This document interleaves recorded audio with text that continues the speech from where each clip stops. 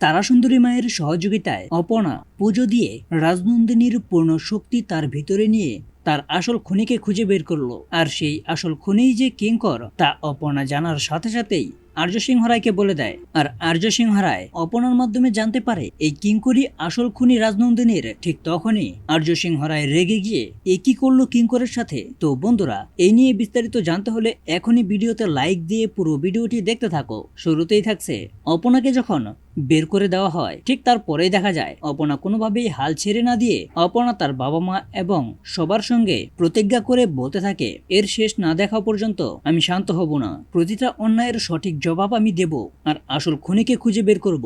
আর্য সিংহ রায় নির্দোষ তা প্রমাণ করে দেব।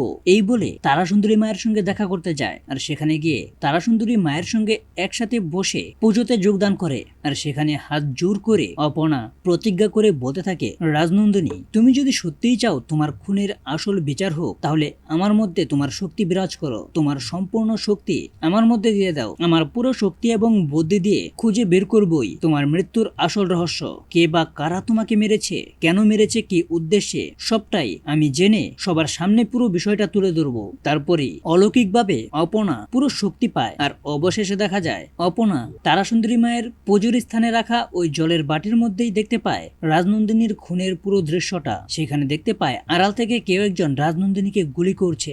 আর সেটা দেখতে হুবহু কিঙ্করের মতোই। তারপরে অপর্ণা পুরো বিষয়টাই আর্য সিংহ রায়ের কাছে গিয়ে আর্য সিংহ রায়কে এক্সপ্লেইন করে বলতে থাকে এই দেখুন স্যার। আর্য সিংহ রায়কে তার জাদু বলে একটা বাটির মধ্যে পানি রেখে দেখাতে থাকে, এই দেখুন স্যার, রাজনন্দিনীর আসল খুনিকে, আপনি নির্দোষ। তখন আর্য ওই খুনিকে দেখে বলতে থাকে, কিঙ্কর, এ তো পুরো কিঙ্করের মতো। তাহলে এবার পুরো খেলাটাই আমি খেলবো। আমার সাথে বেইমানি করার ফলও কি ভোগ করতেই হবে। আর পরক্ষণে যখন কিঙ্কর চলে আসে, কিঙ্কর যখন এসে অপর্ণা নামে আর্যর কাছে আজে বাজে কথা বলতে থাকে, ওই মেয়েটা যা করছে শুধুমাত্র টাকার জন্য করছে, এগুলোও যখন বলতে থাকে, ওই মুহূর্তেই আর্য প্রচন্ড রেগে যায়। আর রেগে গিয়ে বলতে থাকে, কিঙ্কর, তুই কি করেছিস আর তোর ব্যাকগ্রাউন্ড কি?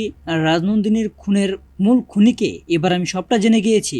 এবার আমার স্ত্রী রাজনন্দিনীর খুনের খুনিকে আমি নিজের হাতে শাস্তি দেব।